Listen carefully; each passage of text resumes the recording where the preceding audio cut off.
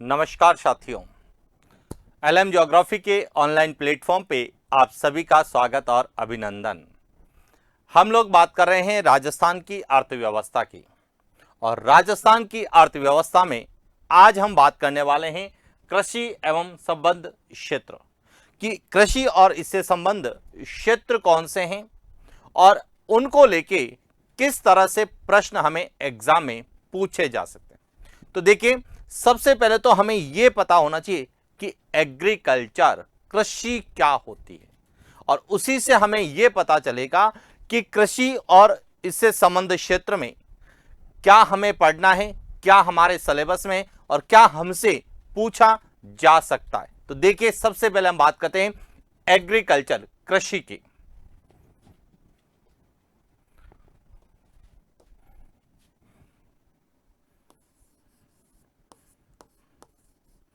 कृषि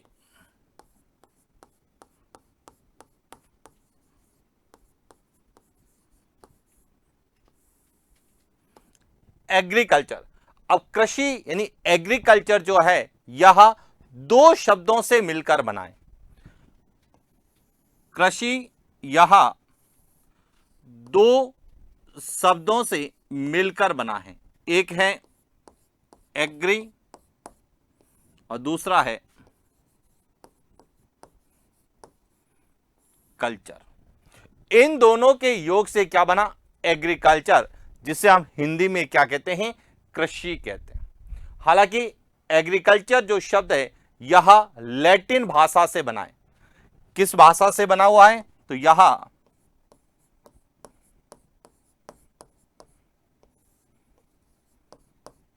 लैटिन भाषा के दो शब्दों से मिलकर बना है, एग्री और कल्चर, जिसे हम एग्रीकल्चर कृषि कहते हैं। अब कृषि का अर्थ क्या होता है यह समझना जरूरी है, ताकि हमें यह क्लियर हो जाए कि कृषि का जब भी प्रश्न पूछा जाएगा तो किस क्षेत्र से पूछा जाएगा और किसके संदर्भ में पूछा जाएगा।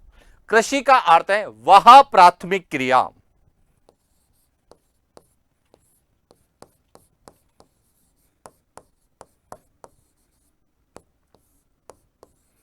वह प्राथमिक क्रिया, यहां एक प्राइमरी सेक्टर के रूप में जानते हैं कि यह एक प्राथमिक क्रिया जिसमें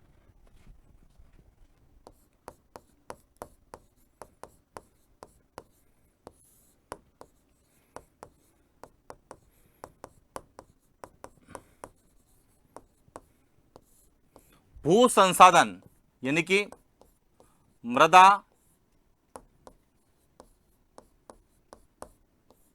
भूमि, मिट्टी का या भूमि का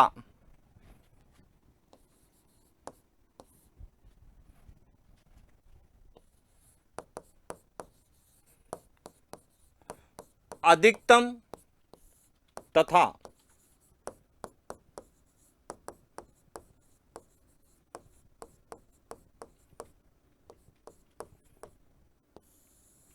अनुकूलतम उपयोग कर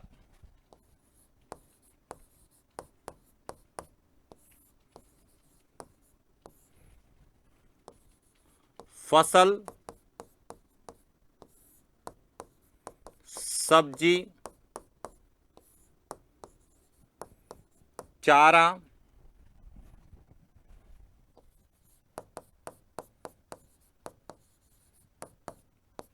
औषधि का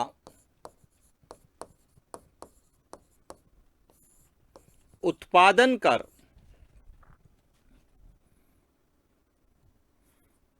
उत्पादन करना कृषि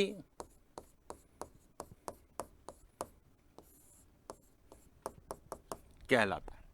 यानी कि जब हम राजस्थान की अर्थव्यवस्था के संदर्भ में या इकोनॉमी में जो कृषि और कृषि के संबंधित क्षेत्रों का अध्ययन करते हैं, तो सबसे पहले तो हमें कृषि का अर्थ पता होना चाहिए। और कृषि का सामान्य अर्थ है कि वह प्राथमिक क्रिया यानी कि वह प्राइमरी सेक्टर जिसमें भू संसाधन का मतलब है भूमि या मिट्टी का अधिकतम यानी कि मैक्सिमम और अनुकूलतम उपयोग कर फसल का, सब्जी का, चारा का, औषधि का, फल आदि का उत्पादन करना क्या कहलाता है?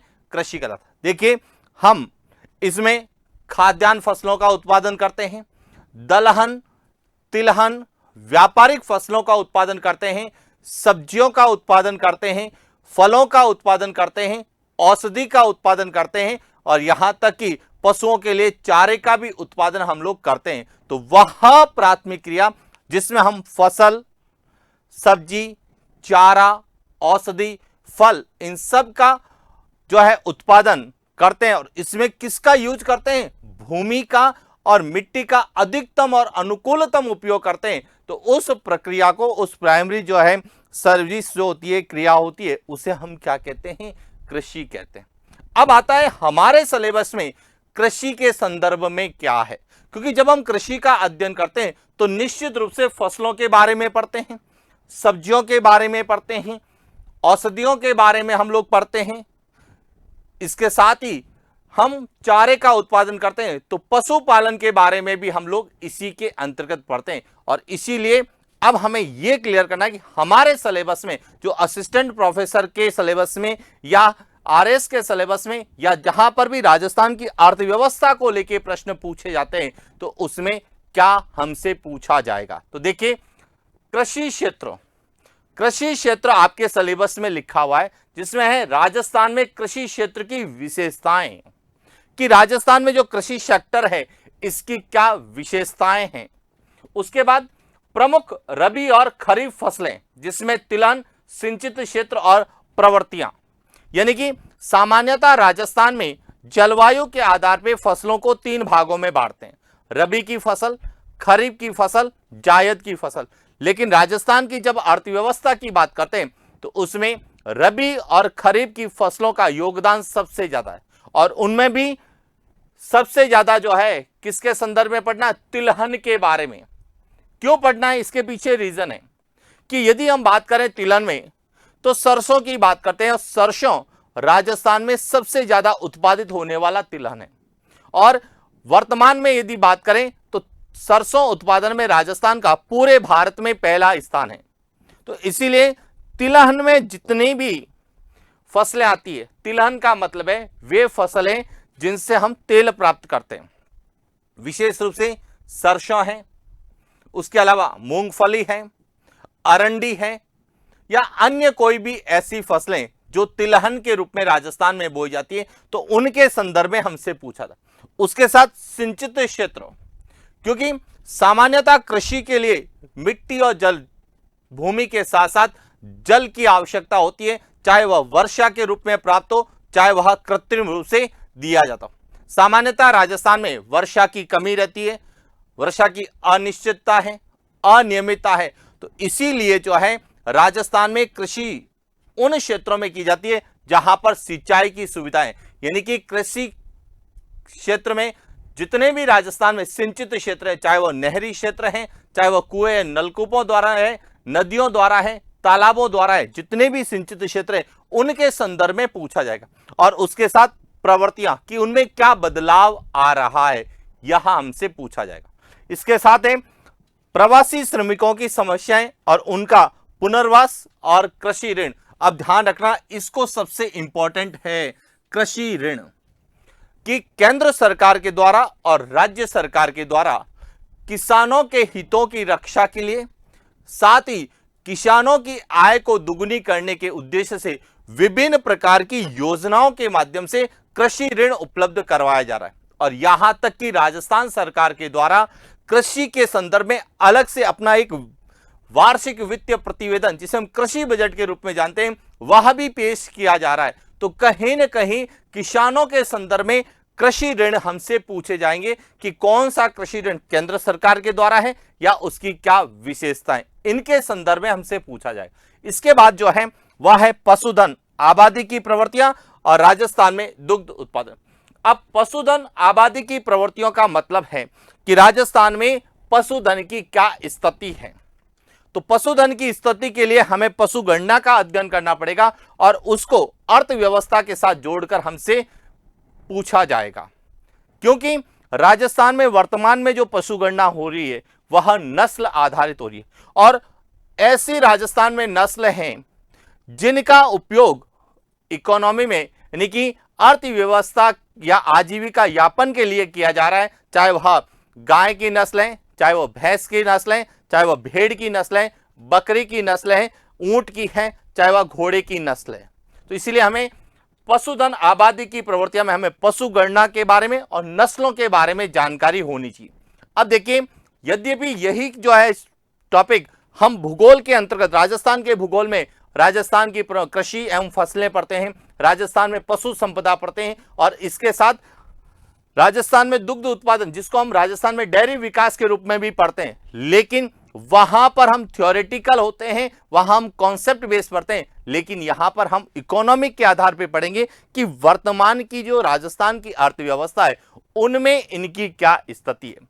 तो इनको हम एक एक को लेके बहुत विस्तार से पढ़ने वाले, ताकि इनसे जितने भी प्रश्न बनेंगे, देखिए ध्यान रखना, इन चारों सेक्टर से कम जो है आपसे 5 प्रश्न पूछे जाने की संभावना है, क्योंकि इकोनॉमी के कुल जो है 20 क्वेश्चंस आने वाले, और 20 क्वेश्चन में से 5 क्वेश्चन जो है वह कृषि और इससे संबंधित क्षेत्र से आने वाले। अब देखिए, राजस्थान में कृषि क्षेत्र की विशेषताएं, अब 90% विद्यार्थी यह सोचते हैं कि राजस्थान में कृषि क्षेत्र की विशेषताओं का मतलब है कृषि के बारे में पढ़ना। कृषि के बारे में जब आप पढ़ेंगे तो वह आपको ज्योग्राफी में पूछा जाएगा, इकोनॉमी में नहीं पूछा जाएगा। यहां पे कृषि क्षेत्र की विशेषताओं का मतलब है कि कृषि की वर्तमान क्या स्थिति है, कृषि के लिए जो भूमि उपयोग किया जा रहा है तो भू सांख्यिकी रिपोर्ट आपसे पूछी जाएगी। कृषि के लिए जिस प्रकार की प्रचलित जोतें हैं उन जोतों के बारे में, उनके आकार के बारे में, उनकी संख्याओं के बारे में आपसे पूछा जाएगा, और साथ ही साथ कि कृषि और उससे संबंधित क्षेत्र है उसका राजस्थान की जीडीपी में क्या योगदान है, उनके आंकड़े आपसे पूछे जाएंगे। तो जितना भी आपसे पूछा जा सकता है या जिस प्रकार से भी पूछा जा सकता है, उन एक एक बिंदु को लेके हम बात करने वाले हैं। देखिए, हम चारों को आराम से, अच्छे से और विस्तृत रूप से पढ़ने वाले हैं, ताकि किसी प्रकार का प्रश्न राजस्थान के कृषि सेक्टर से आता है, चाहे वह राजस्थान की अर्थव्यवस्था से पूछा जाए, चाहे वह राजस्थान के भूगोल से पूछा जाए, दोनों में किसी भी प्रकार से पूछा जाए तो हमारा प्रश्न गलत नहीं हो। और इसी को ध्यान में रखते हुए हम इस टॉपिक को अध्ययन करने वाले, और इस टॉपिक में कम से कम आपको 4 से 5 जो है क्लासें मिलने वाली है। एक क्लास में ये पूरा नहीं होगा, इसलिए ध्यान रखना, इसको हम बहुत विस्तार से पढ़ने वाले हैं, क्योंकि यदि हम 3 से 4 घंटे अच्छे से इसको दे दिए तो 5 से लगाकर 10 क्वेश्चन तक हमारे सही होने की संभावना है, क्योंकि इसी से ही संबंध में पता चलेगा कि औद्योगिक क्षेत्र में क्या पूछा जा सकता है, सेवा सेक्टर में क्या पूछा जा सकता है, साथ ही साथ राजस्थान की जो है कह सकते हैं अर्थव्यवस्था की जो संरचनात्मक प्रवृत्ति है उसमें किस प्रकार से पूछा जाएगा, वह भी हम साथ ही साथ अध्ययन करने वाले हैं। तो शुरुआत करते हैं राजस्थान में कृषि एवं संबंध क्षेत्र यानी कि कृषि सेक्टर के बारे में पढ़ने वाले। तो सबसे पहले बात करते हैं इकोनॉमिक सर्वे से। सबसे पहले तो आपको यह पता होना चाहिए कि राज्य की अर्थव्यवस्था में कृषि एवं संबंध क्षेत्र की महत्वपूर्ण भूमिका है। सिंपल सी है, क्योंकि राजस्थान की अधिकांश जनसंख्या कृषि और कृषि संबंधित गतिविधियों पर निर्भर है, यानी कि राजस्थान की आधे से ज्यादा जनसंख्या जो है कहां निवास करती है, ग्रामीण क्षेत्रों में निवास करती है। अब समझना, देखिए किस तरह से प्रश्न बनते हैं इकोनॉमी के ज्योग्राफी के साथ। सबसे पहले तो आपको यह पता होना चाहिए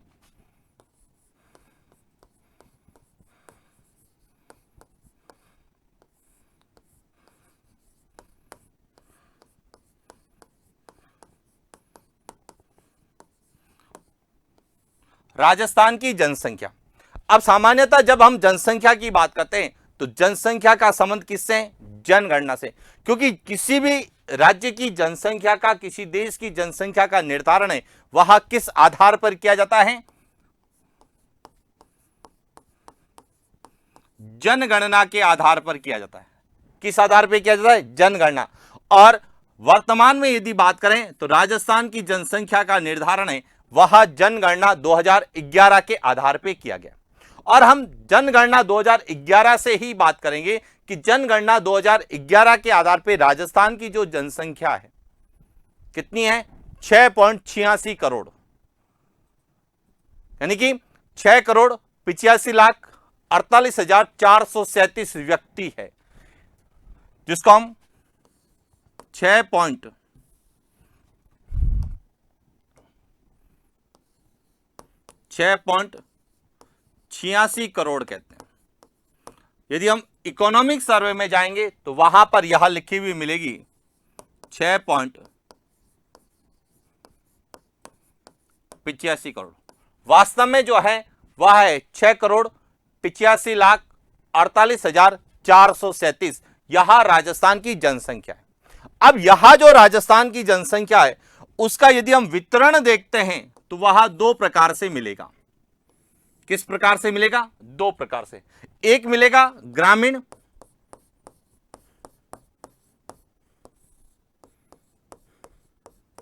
जनसंख्या के रूप में और दूसरा मिलेगा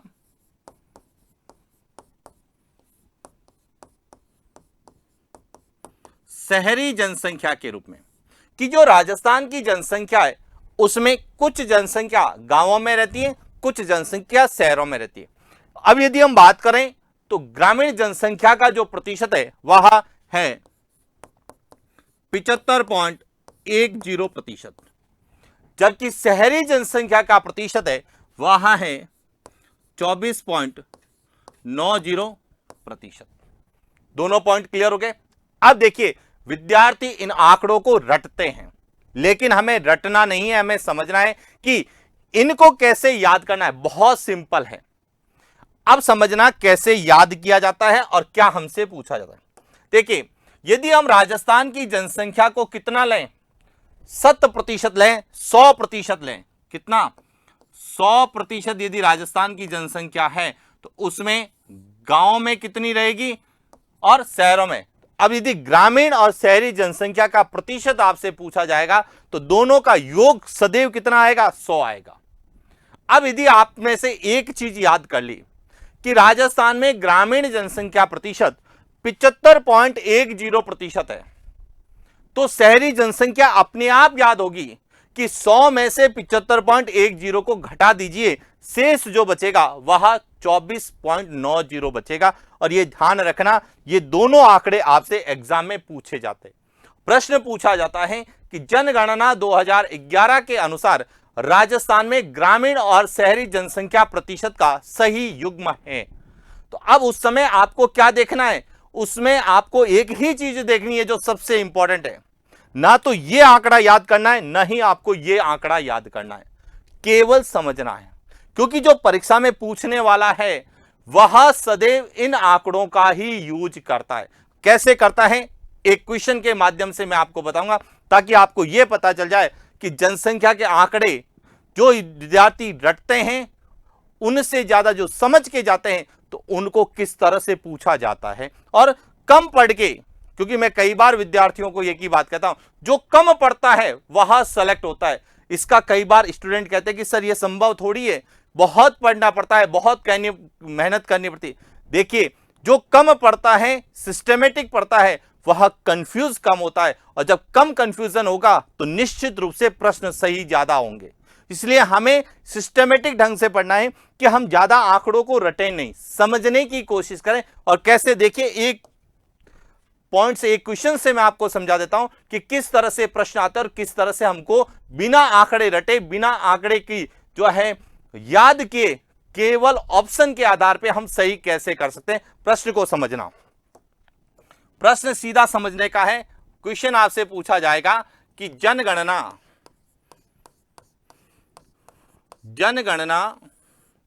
2011 के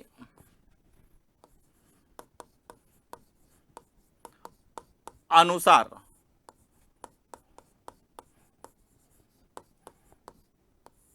राजस्थान में ग्रामीण एवं नगरीय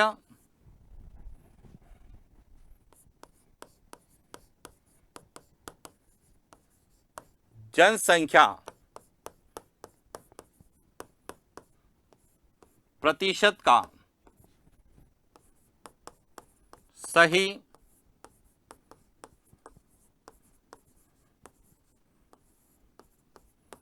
समुच्चय है।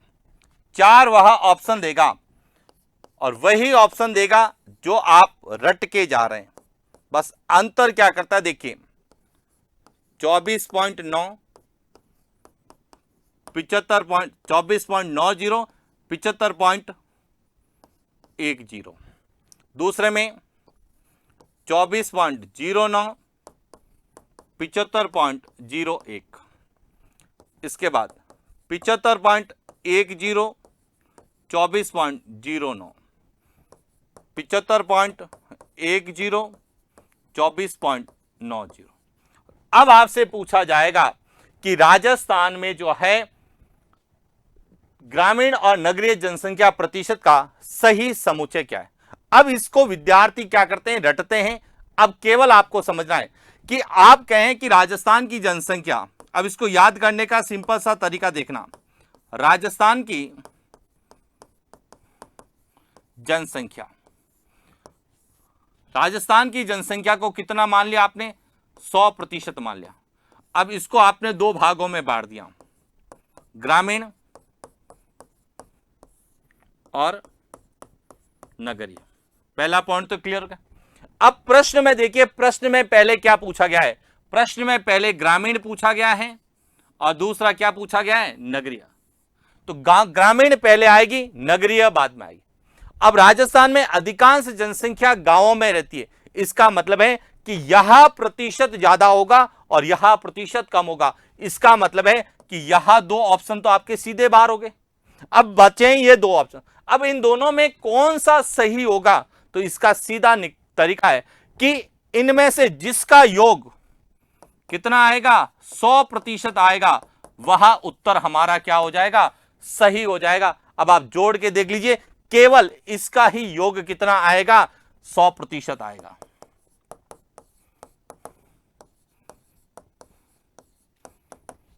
इसका योग 100% नहीं आएगा। आंकड़े एक जैसे दिख रहे हैं लेकिन योग 100% नहीं होगा, यह ध्यान रखना। और इसी आधार पे प्रश्न जो है पिछले पेपर्स में पूछे गए हैं, जिसको विद्यार्थी जो है रटने के आधार पे कंफ्यूज हो जाता है कि कौन सा आंकड़ा याद करे और कौन सा नहीं करे। तो कोई आंकड़ा जनसंख्या को लेकर याद करने की आवश्यकता नहीं है।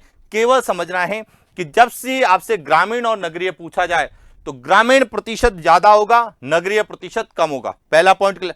हालांकि देखिए इसका योग भी 100 आ रहा है, लेकिन इसमें सबसे बड़ी क्या है, शहरी जनसंख्या पहले दे रखी है, जबकि प्रश्न में हमें ग्रामीण पूछा गया है।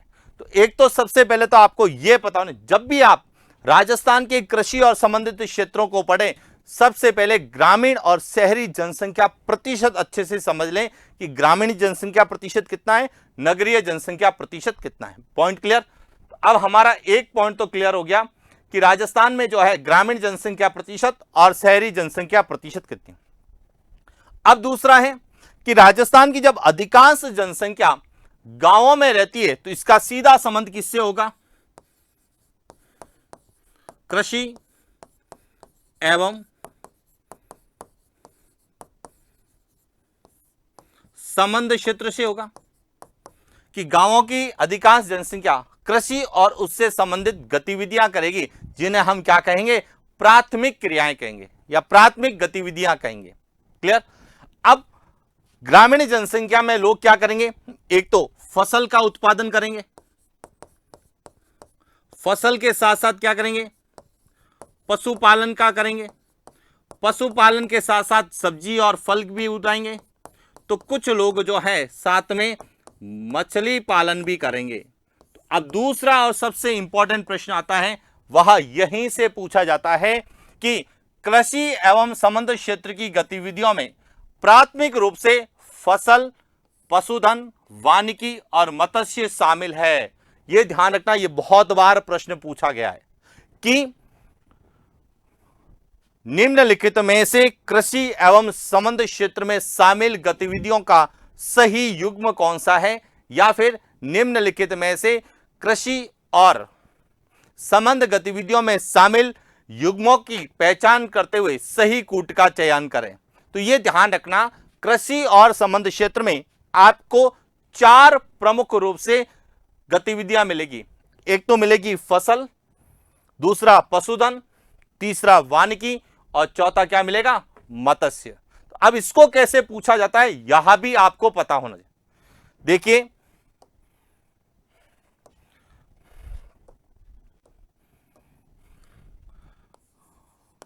कि राजस्थान की अर्थव्यवस्था में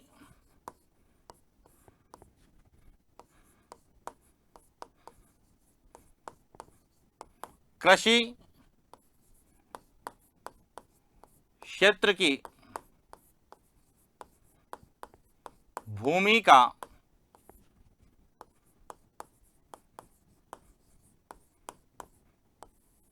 महत्वपूर्ण है। निम्न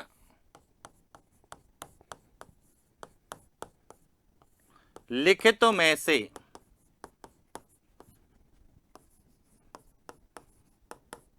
कृषि एवं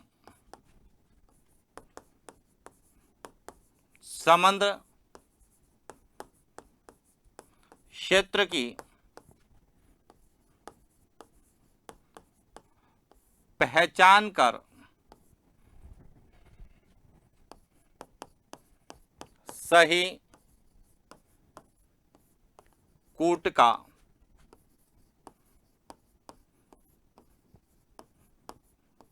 चयन करें, जिसमें 1 नंबर होगा फसल, 2 पे पशुधन, 3 पर वानिकी और 4 पर होगा मत्स्य। और फिर पूछेगा कूट। ए 1 व 2, बी 3 व 4, सी 1, 2 व 3, डी 1, 2, 3 व 4। इस तरह से जो है दूसरा, जो कि हम लोग बात कर रहे हैं कहां से, कि राजस्थान की अर्थव्यवस्था में कृषि एवं संबंध क्षेत्र की महत्वपूर्ण भूमिका है। कृषि संबंध क्षेत्र की गतिविधियों में प्राथमिक रूप से किसे शामिल किया जाता है, 4 को शामिल किया जाता है, फसल, पशुधन, वानिकी और मत्स्य को। तो देखिए इस प्रश्न में फसल भी आएगा, पशुधन भी आएगा, वानिकी भी आएगा और मत्स्य भी आएगा। इसका सही उत्तर क्या होगा, डी इसका सही उत्तर होगा। तो सबसे पहले तो आपको यह पता होना चाहिए कि कृषि और संबंध क्षेत्र में किसे शामिल किया गया है। क्लियर है? अब आगे चलते हैं। देखिए दूसरा पॉइंट, दूसरा पॉइंट यह जो बताता है कि राजस्थान की जो है सकल राज्य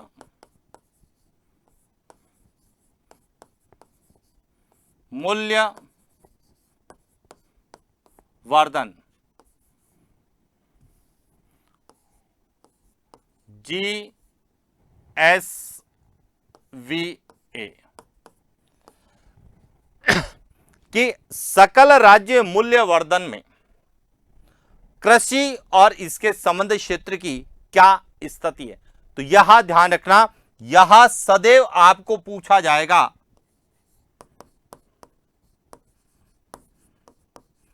आर्थिक समीक्षा 2022-23 के अनुसार पूछा जाएगा कि जो हम कृषि और संबंध क्षेत्र में फसल, पशुधन, वानिकी और मत्स्य को ले रहे हैं, तो इसका कृषि एवं संबंध क्षेत्र का सकल राज्य मूल्य वर्धन GSV 2022-23 में जो है कितने प्रतिशत की वृद्धि हुई है। अब एक और चीज ध्यान रखना जो सबसे इंपॉर्टेंट है, वह है कि यहां सदैव आपको दो रूप में पूछा जाएगा। एक तो पूछा जाएगा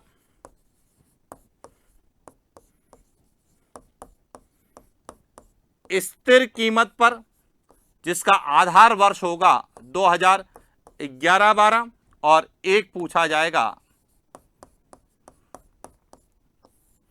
प्रचलित कीमत पर। अब ये ध्यान रखना कि प्रश्न क्या पूछा जाएगा कि राजस्थान के सकल राज्य मूल्य वर्धन में स्थिर कीमतों पर या प्रचलित कीमतों पर कृषि एवं संबंधित क्षेत्र का क्या योगदान है। अब इसको समझना, इसमें सबसे पहले दे रखा है कि 7.48% की वार्षिक वृद्धि दर दर्शाता है। अब समझना, जो आपको याद रखना है एग्जाम पॉइंट ऑफ व्यू से, कि सकल राज्य मूल्य वर्धन, जिसे हम GSAV के नाम से जानते हैं, इसमें कृषि और संबंध क्षेत्र किसका, कृषि एवं संबंध क्षेत्र, इसका प्रचलित कीमत पर और स्थिर कीमत और प्रचलित कीमत पर कितनी वार्षिक वृद्धि दर दर्ज की गई है।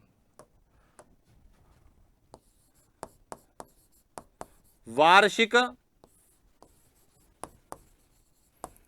वृद्धि दर,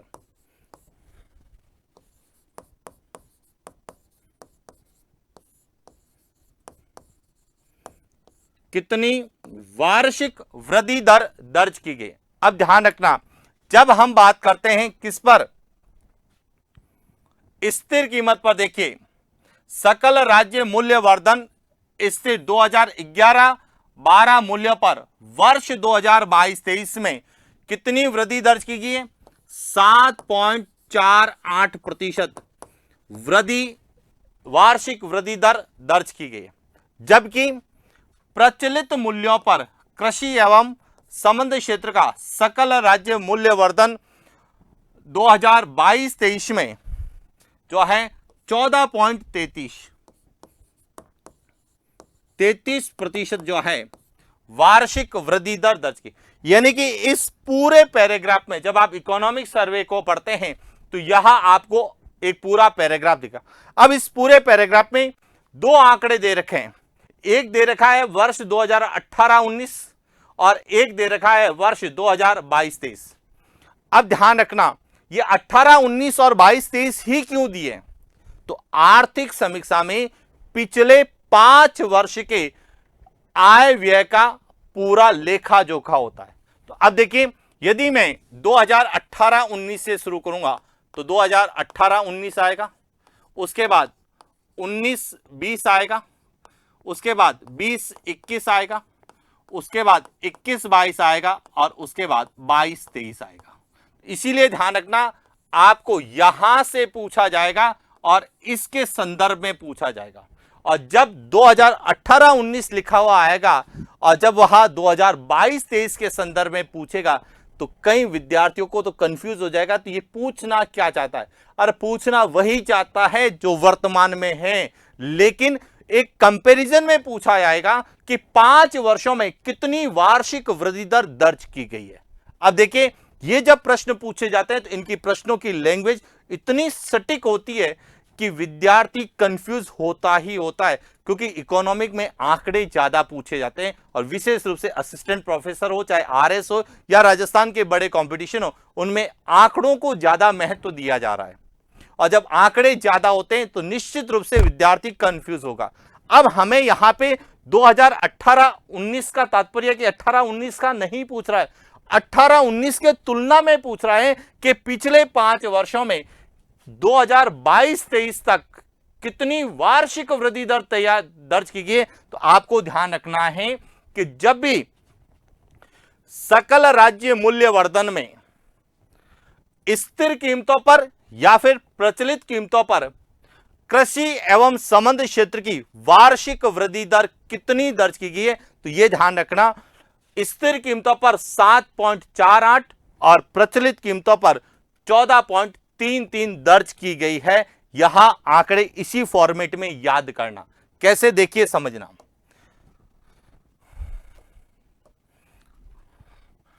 किस तरह से याद करना है कि वर्ष 2018-19 की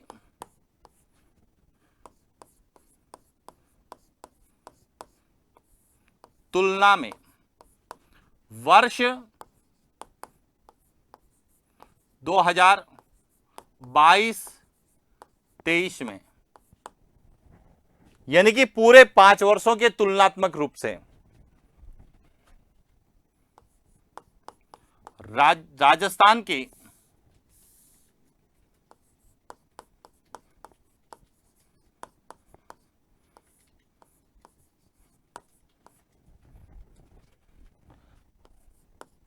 राज्य सकल राज्य मूल्य वर्धन GSVA में कृषि एवं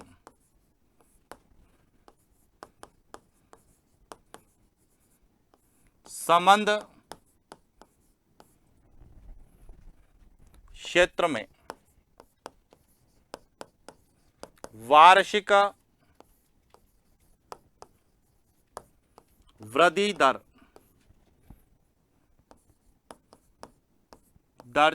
वार्षिक वृद्धि दर्ज की गई, गणना की गई, कुछ भी पूछ ले। तो अब इसमें आपको 2 पॉइंट याद रखना है। एक याद रखना है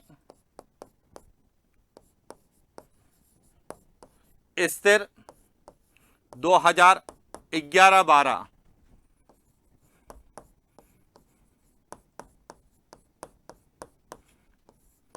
कीमतों पर, और दूसरा याद रखना है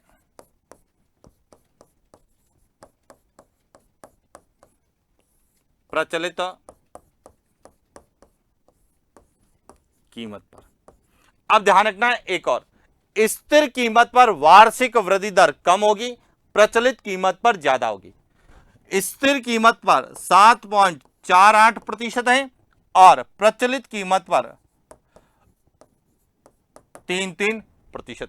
दूसरा पॉइंट आपसे यहां पूछा जाएगा, किसके संदर्भ में? वार्षिक वृद्धि दर में, कि जो राजस्थान का सकल राज्य मूल्यवर्धन है उसमें कृषि और संबंध क्षेत्रों में पिछले 5 वर्षों के तुलना में वर्ष 2022-23 में कितनी वार्षिक वृद्धि दर्ज की गई है।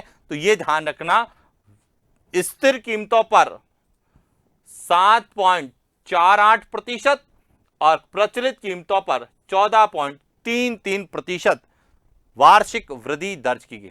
तो पहला तो आपको कृषि संबंधित क्षेत्र कौन से ये क्लियर होना चाहिए। उसके बाद जो है वार्षिक वृद्धि कितनी है, ये 2 आंकड़े आपको याद रखना है पॉइंट। इसके बाद तीसरा पॉइंट क्या समझना है, क्या पूछा जाएगा। देखिए तीसरा पूछा जाएगा कि जो राजस्थान की सकल राज्य मूल्यवर्धन है जिसमें स्थिर कीमत भी होती है, उसमें कृषि संबंधित क्षेत्र का योगदान कितना है। अब देखिए यहां 2018-19 है, यहां 2019-20 है, यहां 2020-21 है, यहां 2021-22 है और यहां 2022-23 है। अब देखिए यहां जो है सकल राज्य मूल्यवर्धन किस कीमत पर है? स्थिर 2011-12 कीमत पर, किसका योगदान है? देखिए, एक तो है कृषि का योगदान, कृषि का योगदान, उसके बाद दूसरा है उद्योग का योगदान, और तीसरा है सेवा सेक्टर का योगदान। यानी कि प्राथमिक क्षेत्र, द्वितीय क्षेत्र और तृतीय क्षेत्र का क्या योगदान है। अब इसमें तीनों को एक साथ भी पूछा जाता है, क्योंकि हमारे सिलेबस में तीनों हैं, कृषि क्षेत्र भी है, औद्योगिक क्षेत्र भी है और सेवा क्षेत्र भी। तो अब तीनों को एक साथ भी पूछा जा सकता है और तीनों में से किसी एक को भी पूछा जा सकता है। तो हमें दोनों तरीके से याद करना है कि जब तीनों एक साथ पूछा जाएगा तो क्या पूछा जाएगा, और तीनों में से जब एक को पूछा जाएगा तो कैसे पूछा जाएगा। तो सबसे पहले तो हमें वर्तमान आंकड़े पता होने चाहिए कि जीएसवी स्थिर कीमतों पर कृषि एवं संबंध क्षेत्र का योगदान कितना है? 28.50 है। एक तो यहां आपको डाटा याद होना चाहिए कि 28.50 यहां किसका है? कृषि का है, एग्रीकल्चर और उससे संबंध। इंडस्ट्रीज का कितना है? 27.76 और सेवा सेक्टर का है 43.74। तो एक तो ये तीनों डाटा एक साथ भी पूछे जा सकते हैं। सुमेलित करो में क्या पूछा जाएगा कि वर्ष 2022-23 में स्थिर कीमतों पर राजस्थान के सकल राज्य मूल्यवर्धन में कृषि, उद्योग और सेवा क्षेत्र के योगदान का सही समुच्चय कैसे पूछा जाएगा, वह भी क्लियर होना चाहिए कि वर्ष 2022-23 में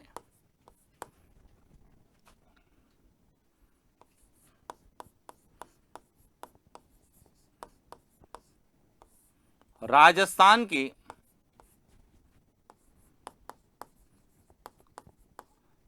सकल राज्य मूल्यवर्धन जीएसवीए में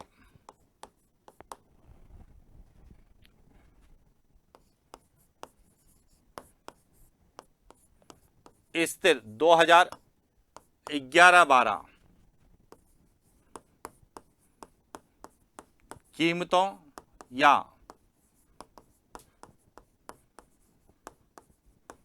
बुनियादी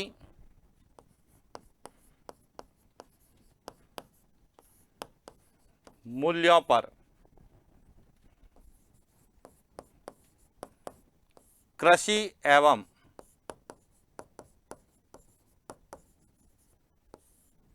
पर योगदान। अब किस किस का योगदान है? कृषि एवं संबंध क्षेत्र, जिसको हम क्या कहते हैं?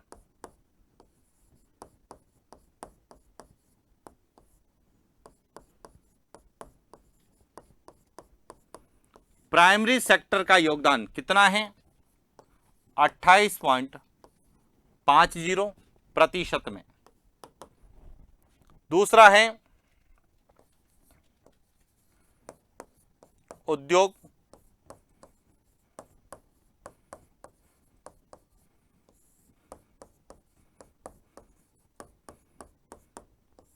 द्वितीय क्रियाएं, और उसके बाद है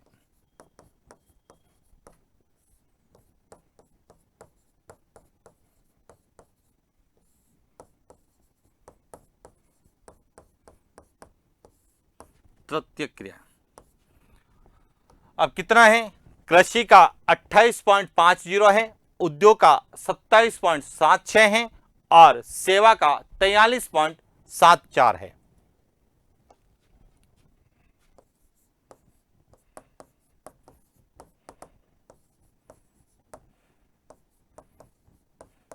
यहां तीनों किस क्षेत्र में है?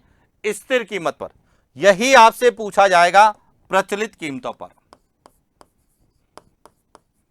प्रचलित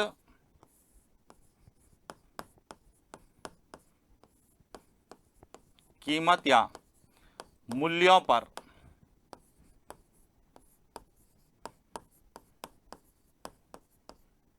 योगदान। यहां कितना है देखिए, प्रचलित पर यदि हम आते हैं तो कृषि का 28.95, 27.31 और 43.74। 28.95, 27.31 और 43.74%। ये इकोनॉमिक सर्वे में जो दे रखा है उसी को ही याद करना है। अब एक तो इसके आधार पे हमें प्रश्न पूछे जाएंगे। क्या पूछा जाएगा कि वर्ष 2022-23 में राजस्थान के सकल राज्य मूल्यवर्धन, और कई बार सकल राज्य मूल्यवर्धन नहीं लिखे, वो पूछेगा कि राजस्थान की अर्थव्यवस्था में स्थिर कीमतों पर योगदान का सही समुच्चय। सबसे ज्यादा योगदान किसका है यह ध्यान रखना, सबसे ज्यादा सेवा क्षेत्र का है, और सेवा क्षेत्र का स्थिर कीमत और प्रचलित कीमत में किसी प्रकार का अंतर नहीं है, दोनों एक ही है। यह देखिए दोनों सेम है। क्लियर हो गया। जबकि कृषि क्षेत्र और औद्योगिक क्षेत्र में प्रचलित कीमत पर और स्थिर कीमत पर क्या मिलेगा, आपको अंतर मिलेगा, इसमें कोई अंतर नहीं है। एक तो यहां हमारा सबसे इंपॉर्टेंट प्रश्न बनता है कि स्थिर कीमतों पर सबसे ज्यादा योगदान सेवा का है, उसके बाद कृषि का है और उसके बाद उद्योग का है। यानी कि सेवा, कृषि और उद्योग, इसमें भी जो आएगा वहां आएगा सेवा, उसके बाद कृषि और उसके बाद उद्योग।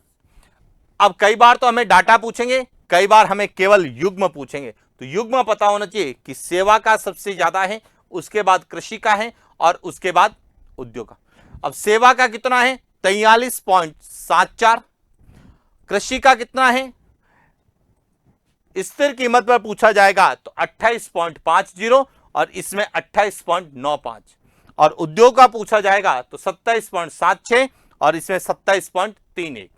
यहां तक तो शायद कोई कंफ्यूजन नहीं है, ये डायरेक्ट आपको डाटा याद रखने हैं और इनमें किसी तरह का बदलाव नहीं किया जाता है। यहां जैसे डाटा हमें दे रखे हैं इकोनॉमिक सर्वे में, वैसे ही डाटा हमें एग्जाम में देखने को मिलते हैं।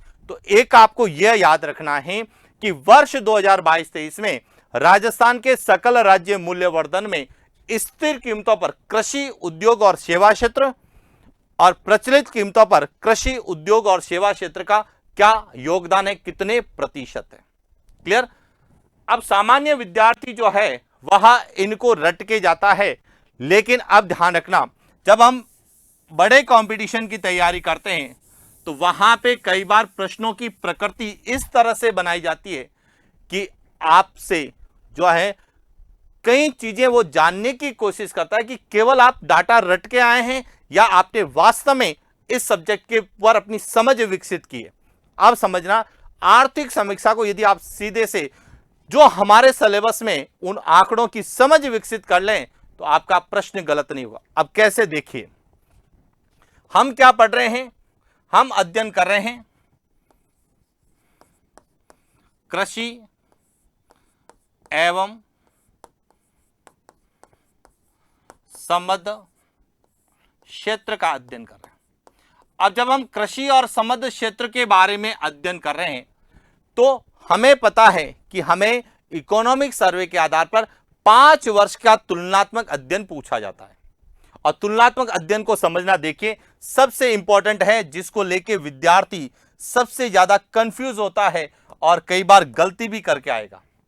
अब देखिए यहां जो आंकड़ा है यह 18-19 का है, 2018-19 का है, यहां 2019-20 का है, 2020-21 का है, यहां 2021-22 का है और यहां 2022 23 का।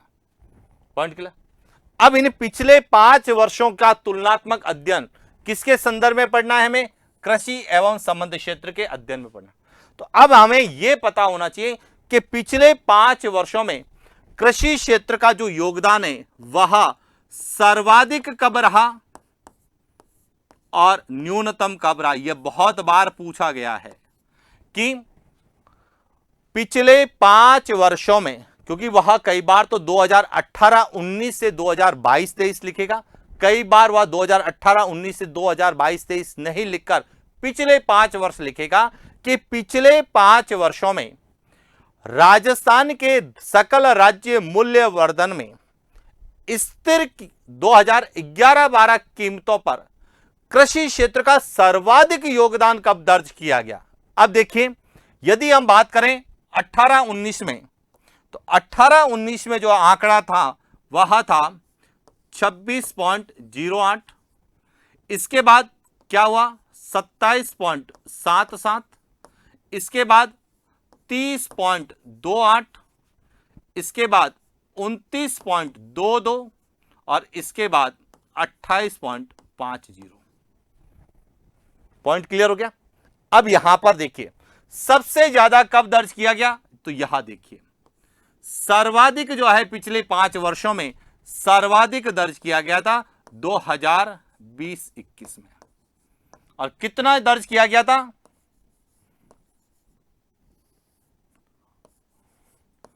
30.28। यहां एक आंकड़ा आपको याद रखना है।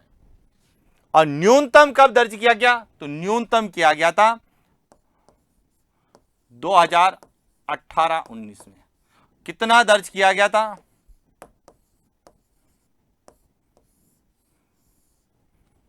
पॉइंट क्लियर हो गया।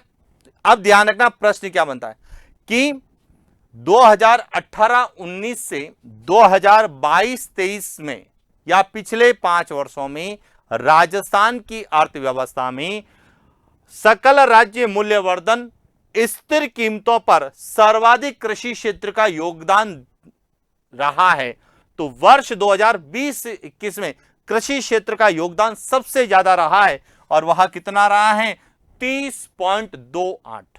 अब कई बार स्टूडेंट को घुमा के पूछ लेते हैं कि राजस्थान की अर्थव्यवस्था में या पिछले 5 वर्षों में राजस्थान की अर्थव्यवस्था में कृषि क्षेत्र का योगदान 30% से अधिक दर्ज कब किया गया। अब 30% से अधिक दर्ज कब किया गया? जैसे ही प्रश्न आता है स्टूडेंट सोचता है कि सर यह तो हमने कभी पढ़ा, इसका मतलब वही पूछ रहा है सर्वाधिक दर्ज कब किया गया। अब यहां सर्वाधिक क्यों दर्ज हुआ? तो इसका सबसे बड़ा कारण है कोरोना।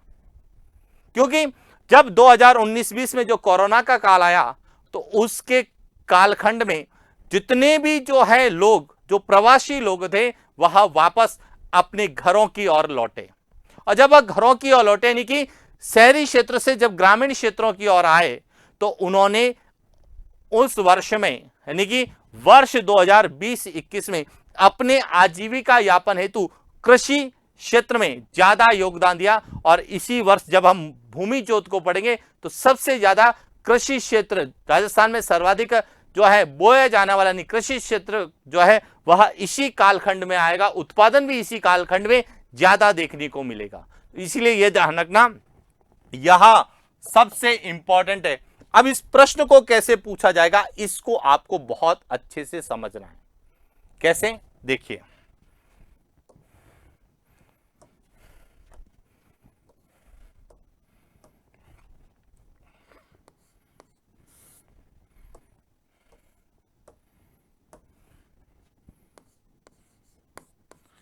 पिछले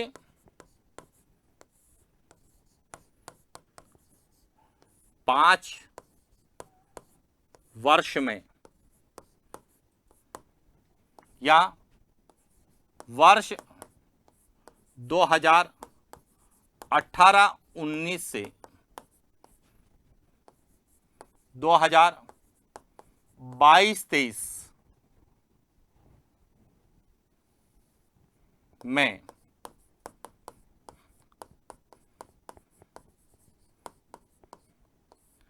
राजस्थान की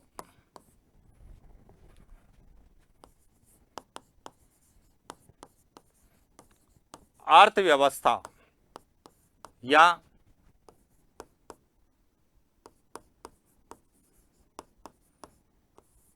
राजस्थान की सकल राज्य मूल्य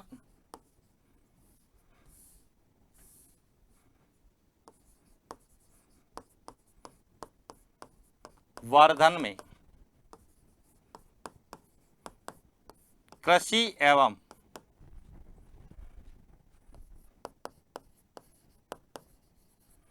संबद्ध क्षेत्र या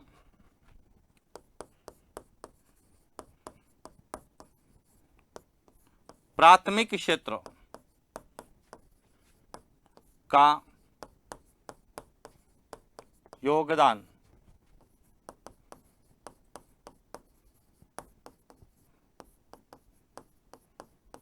सर्वाधिक रहा। ए 2019-20, बी 2020-21, सी 2021-22, डी 2022-23। इस तरह से हमें पूछा जाएगा कि यह जो 5 साल का जो कंपैरिजन है, हम केवल कृषि क्षेत्र की बात कर रहे हैं, तो इसीलिए कृषि क्षेत्र में आपको 5 साल का कंपैरिजन पूछा जाएगा कि सर्वाधिक जो है योगदान कब रहा है। तो सबसे ज्यादा योगदान कब रहा है?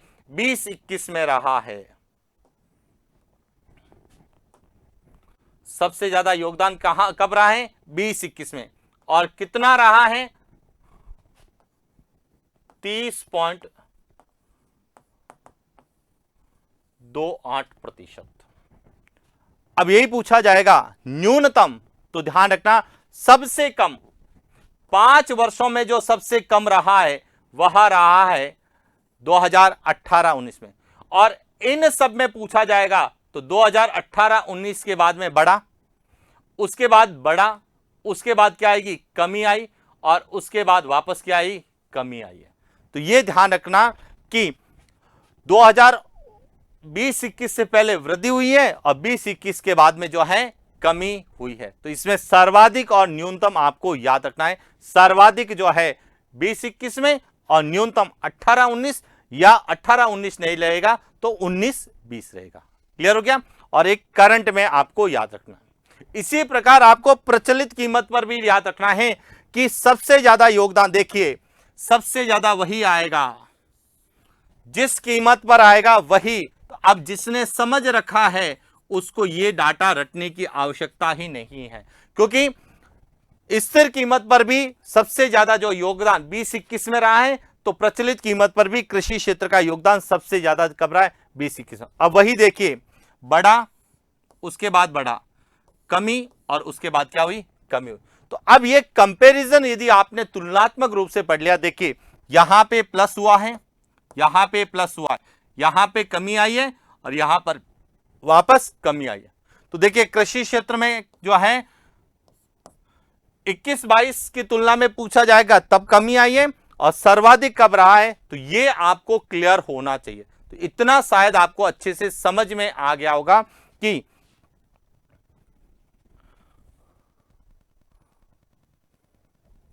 किस तरह से। अब इसी को दूसरे तरीके से एक और पॉइंट पूछा जा सकता है कि पिछले 5 वर्षों में राजस्थान की अर्थव्यवस्था में कृषि एवं संबंधित क्षेत्र का योगदान 30% से अधिक रहा।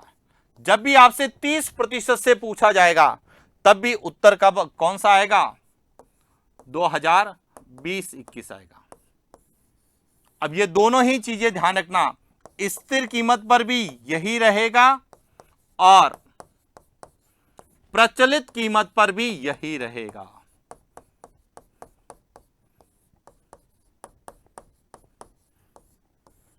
दोनों में भी 30% से ज्यादा ही रहा है। तो अब आपने जिसने स्मार्ट स्टडी कर रखी है उनको इन चीजों को रटने की आवश्यकता नहीं है, उनको केवल समझ विकसित करनी है कि किसका योगदान रहा है। तो तीनों सेक्टर को आपको पता होना चाहिए कि कृषि का योगदान कितना है, उद्योग का कितना और सेवा, और वह भी कौन सा, करंट वाला 2022-23 का आपको याद रखना है। एक तो ये हो गया। दूसरा याद रखना है तुलनात्मक, कि जब कृषि क्षेत्र बढ़ रहे हैं तो पिछले 5 वर्षों में सबसे ज्यादा और सबसे कम, और इसी प्रकार स्थिर कीमतों पर सबसे ज्यादा और सबसे कम कब रहा है। यदि आपने 4 आंकड़े अच्छे से समझ के चले गए तो कृषि और संबंध क्षेत्र में जो भी राजस्थान के राज्य सकल राज्य मूल्यवर्धन में या राजस्थान की अर्थव्यवस्था में कृषि और संबंधित क्षेत्रों का योगदान है, वह कभी आपका गलत नहीं होगा। तो यहां तक कि शायद आपको समझ में आएगा, क्योंकि यह टॉपिक जटिलताओं से भरा हुआ है।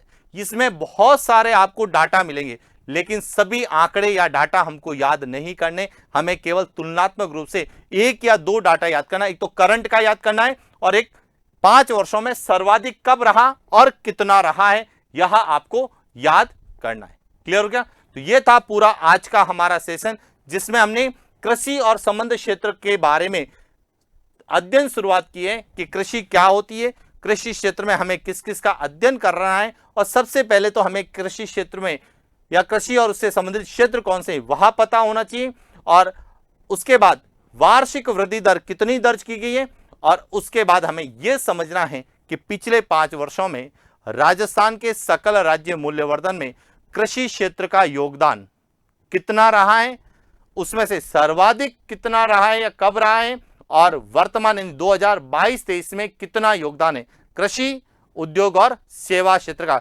जिसमें स्थिर कीमत पर और प्रचलित कीमत पर दोनों। तो यह एक बार आप रिवाइज करोगे, इन डाटा को आप अपनी स्तर पर लिखने की कोशिश करोगे, तो आपको क्लियरिटी होगी कि हमें बहुत कम पढ़कर भी हम लोग जो है अच्छा कर सकते हैं। देखिए, मैं इसमें कई विद्यार्थी ये सोच रहे होंगे कि सर इसमें बहुत ज्यादा टाइम लग रहा है, इतना हमारे पास टाइम नहीं है। तो आप इसमें सिर्फ डाटा को समझने की कोशिश कीजिए, लेकिन समझने से पहले जब तक आप पूरा जो है इसका विस्तार से अध्ययन नहीं करेंगे, आपको यह पता नहीं चलेगा कि कौन सा डाटा आपको याद करना है, कौन सा आंकड़ा आपको याद करना है, और कौन सा आंकड़ा केवल आपको समझना है। अब जिनको यह पता चल गया कि स्थिर कीमत पर 2020-21 में सर्वाधिक योगदान रहा है, तो प्रचलित कीमत पर याद करने की जरूरत ही नहीं है। 30% से ज्यादा स्थिर कीमत में, वही 30% ज्यादा प्रचलित कीमत पर है। तो जैसे, क्योंकि हमें कई बार एग्जैक्ट आंकड़ा तो करंट का पूछा था, और जब पिछले वर्षों का पूछा था तो एग्जैक्ट आंकड़ा नहीं है, राउंड फिगर में पूछा जाएगा कि 30% से ज्यादा है, 30% से कम है। क्लियर?